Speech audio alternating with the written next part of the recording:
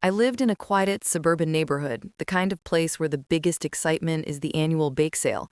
After a long career in human resources, I was looking forward to a peaceful retirement, filled with gardening and spending time with my only daughter, Olivia. My life was simple, predictable, and exactly what I wanted, until my son-in-law, Ben, brought a storm to our doorstep.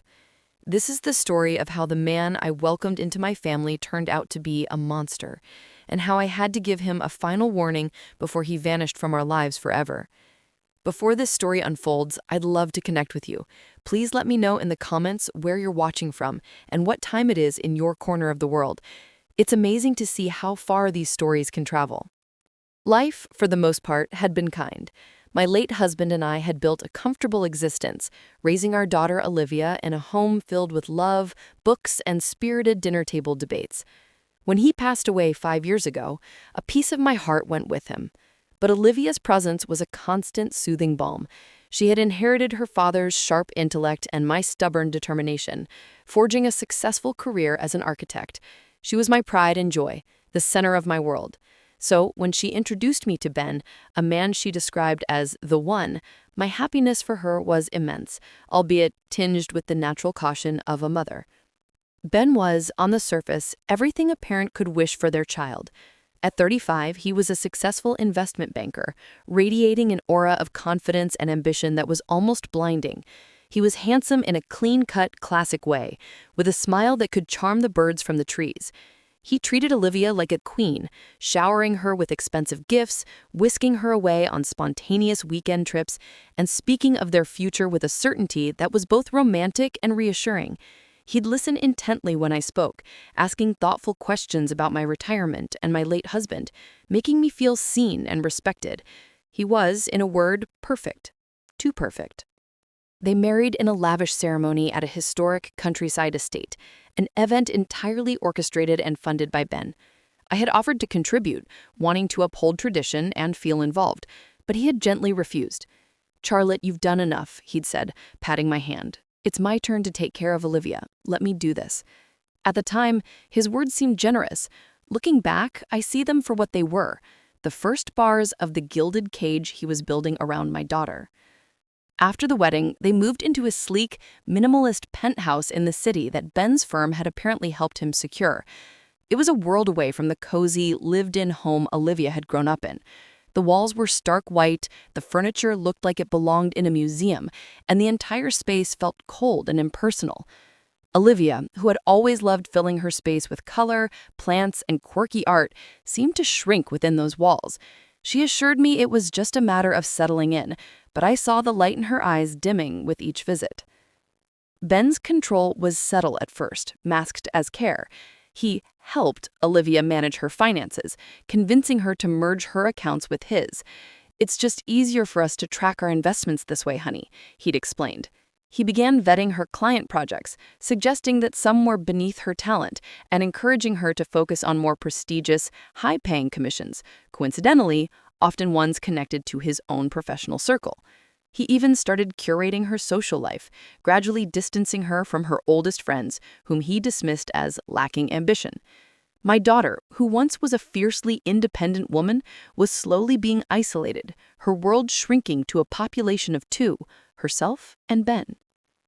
I tried to voice my concerns, but my attempts were met with a mixture of defensiveness from Olivia and disarming charm from Ben. "Mom, you're worrying for nothing," Olivia would say, a hint of irritation in her tone. "Ben just wants what's best for me." Ben, for his part, would pull me aside, his expression one of deep sincerity. "Charlotte, I understand your concern. It's only natural. But I love Olivia more than anything. I promise you she's in good hands." He was so smooth, so convincing, that I would leave their sterile apartment questioning my own judgment. Was I just an overprotective mother, unable to let her daughter go? Was I projecting my own loneliness onto her new life? I began to doubt my own instincts, a feeling I deeply loathed. The turning point, the moment my vague unease solidified into cold, hard suspicion, came during Olivia's 32nd birthday dinner. I had invited them to my home, hoping to reconnect with my daughter in a familiar, warm setting. I cooked her favorite meal, and we sat around the same oak table where she had done her homework as a child. Throughout the evening, Ben dominated the conversation, recounting his latest triumphs at work. He barely let Olivia get a word in. When she did start to tell a story about a challenging new project she was excited about, he cut her off mid-sentence. "It's a bit complicated, honey. We don't want to bore your mother with industry jargon." He smiled as he said it, but his eyes were like chips of ice. Olivia fell silent, her gaze dropping to her plate. I saw the flash of hurt, the familiar spark in her extinguished in an instant. It was a small moment, a casual dismissal that anyone else might have missed. But I saw it for the power play it was. It wasn't about protecting me from jargon. It was about controlling the narrative, about ensuring he remained the center of every story. In that moment, the confrontation with Ben left me shaken but resolute. His threat to turn Olivia against me was not an idle one.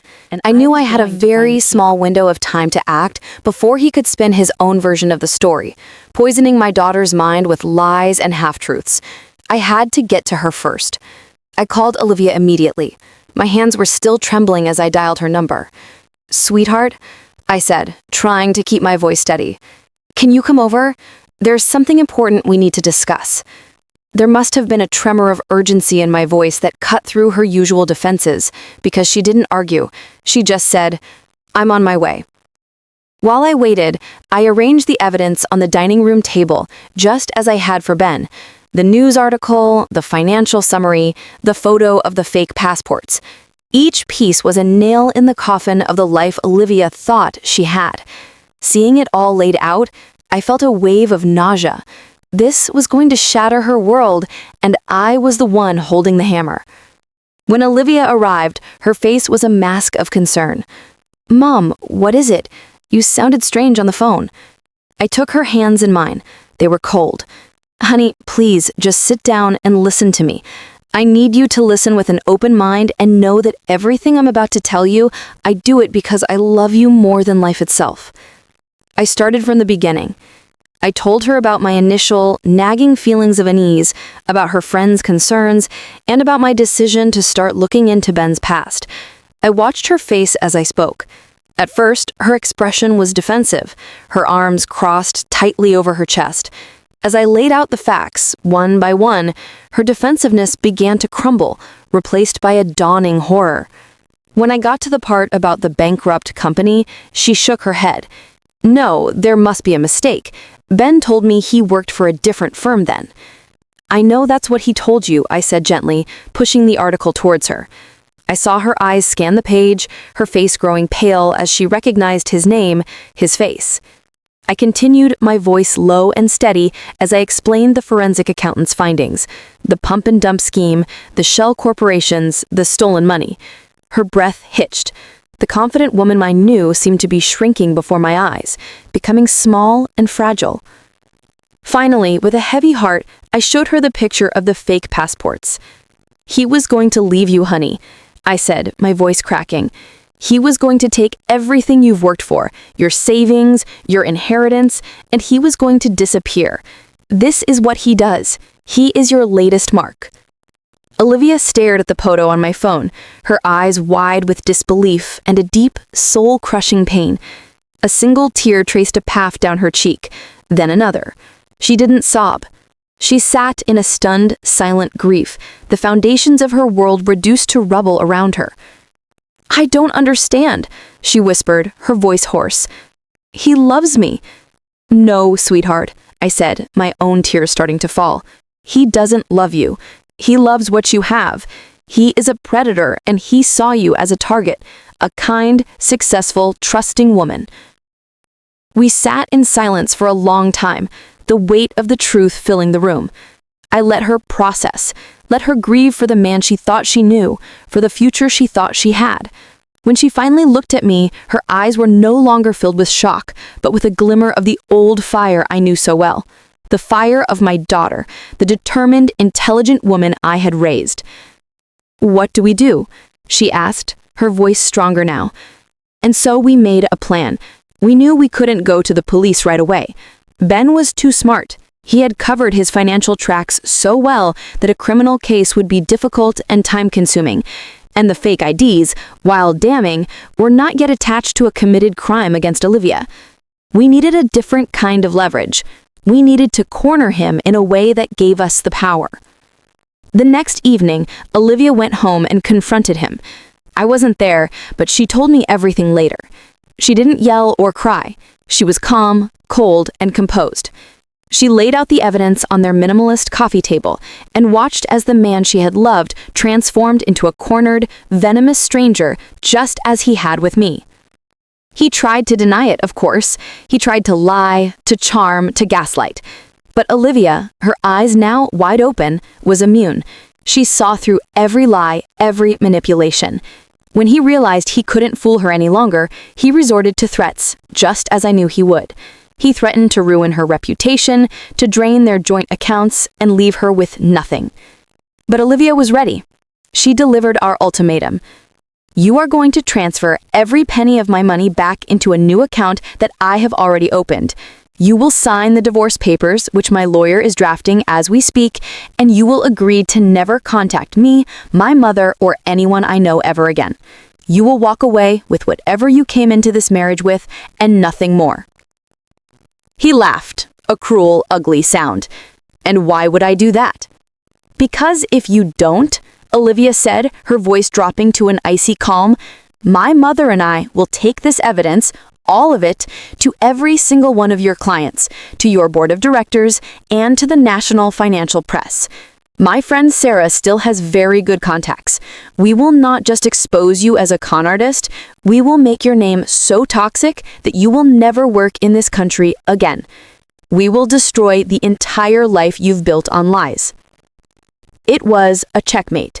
He could take her money and run, but he would be a fugitive. His name and face plastered everywhere. His career, his reputation, the source of his power, it would all be gone. Or he could cut his losses, return Olivia's money, and disappear quietly, free to start his con again somewhere else, with a new name from his ghost kit. She gave him 24 hours to decide. The final warning had been delivered. Now all we could do was wait and see if the monster would take the deal or try to burn the whole world down with him. Chapter 6. The Disappearance. The 24 hours that followed the ultimatum were the longest of Olivia's and my life. Olivia stayed with me, her phone on the dining room table between us like a ticking bomb. Every notification made us jump. We barely spoke, caught in a suspended state of anxiety and anticipation. What would he do? Would he comply? Or would he call our bluff and unleash his fury on us? We spent the time productively, preparing for war. Olivia, guided by her lawyer over the phone, meticulously documented every asset she had brought into the marriage. Sarah came over and helped us draft a press release, a detailed account of Ben's fraudulent past and his predatory actions towards Olivia. It was our nuclear option, ready to be deployed to her extensive list of media contacts at a moment's notice. We were not going to be caught unprepared. As the deadline approached, the tension in the house became almost unbearable. The sun began to set, casting long shadows across the living room. Still, there was no word from Ben. Olivia paced the floor, her arms wrapped around herself. Maybe this was a mistake. Maybe we just made him angry. What if he comes here? He won't, I said, with more confidence than I felt. He's a coward, Olivia. Predators like him rely on secrecy and fear. We've taken that away from him. He's exposed. Now he has to calculate his next move, and a public fight is not in his best interest. Just as darkness fell, Olivia's phone buzzed. It was an email notification from her bank. Her heart pounding, she opened it. It was a confirmation of a wire transfer. A large sum of money, her entire life savings, plus a significant portion of her earnings from the past 2 years, had been deposited into her new separate account. A few moments later, another email arrived. It was from an anonymous encrypted email address. The message was short and chilling. You win. The papers will be on the table in the morning. Don't ever contact me again. He had taken the deal.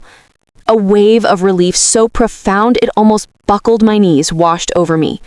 Olivia sank into a chair, her face in her hands. And for the first time since this nightmare began, she let herself sob. They were not tears of sadness, but of release. The cage door had been thrown open. The next morning, Olivia, accompanied by a lawyer and 2 security guards, went back to the penthouse. Just as the email had promised, a set of signed and notarized divorce papers were sitting on the coffee table. The apartment was eerily quiet. Ben was gone. His closets were empty, his personal effects vanished. It was as if he had never lived there. He had simply disappeared, slipping out of her life as seamlessly as he had entered. In the days that followed, we learned the extent of his vanishing act. He had cleared out his personal accounts, resigned from his job via a curt email to the board, and vacated the apartment. He had become a ghost. We knew he was out there, somewhere, likely already assuming one of his other identities, scouting for his next victim. It was a chilling thought, but he was no longer our problem. We held our breath, waiting for some kind of retaliation, some final petty act of revenge. But there was nothing. Silence. He understood the terms of our agreement, mutually assured destruction. As long as we remained quiet, he could continue his life of deceit. If we spoke up, his world would end. He had chosen self-preservation. For Olivia, the healing process was slow and painful. She had to untangle not just her finances, but her entire sense of reality. The man she had loved, the life she had been living, was a lie. She sold the cold, minimalist penthouse and moved into a bright, airy apartment that she filled with plants, art, and color.